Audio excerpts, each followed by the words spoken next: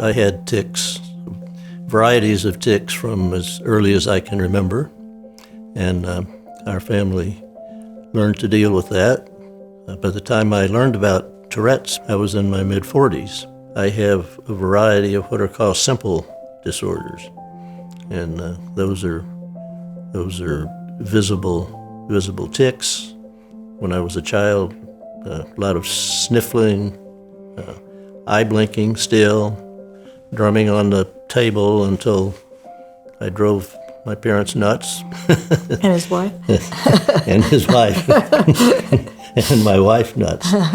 One night we happened to be out of town, and I saw a little notice that there was going to be a very interesting story about this man, and they had the back of his head on the preview, and it was going like this. And I went, oh, I think we need to watch this. I suggested that we just linger a little longer in the room that night, and we did, and we watched the show, and it was like we were both completely silent watching it. And when the show was finished, I looked at Tom and I said, well, what do you think? And he said to me, I think we'd better call a doctor.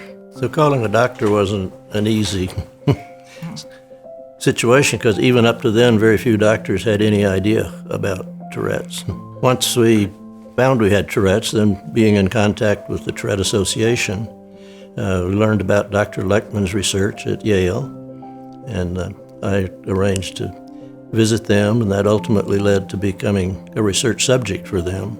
It's useful to reflect on the difference between now and when I grew up, for example, when there was no information about Tourette's, and we couldn't, our family didn't have information, the doctors didn't have information, the teachers didn't have information.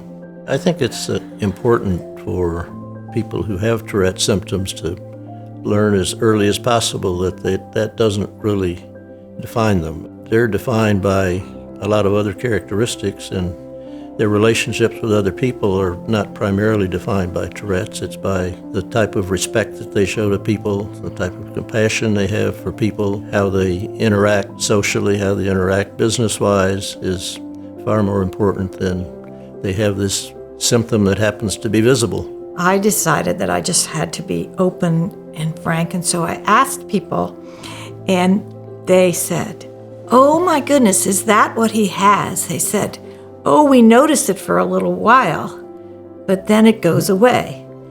And I think that shows a wonderful character in Tom, where he felt that way too.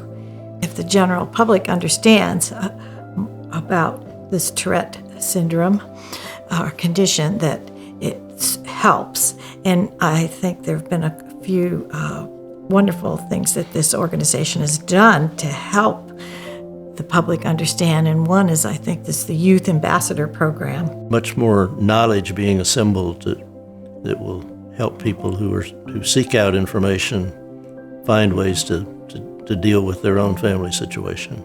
I feel like if we can provide this research, we're providing it for a greater society than just Tourette's, and it's for the whole scientific community, for humanity. I see this association as a leader in banding together and helping other organizations that deal with neurological conditions. It does feel good to know that we're going to be a help to the organization. It clearly turned out to be an opportunity, again, to help more than being merely an honor.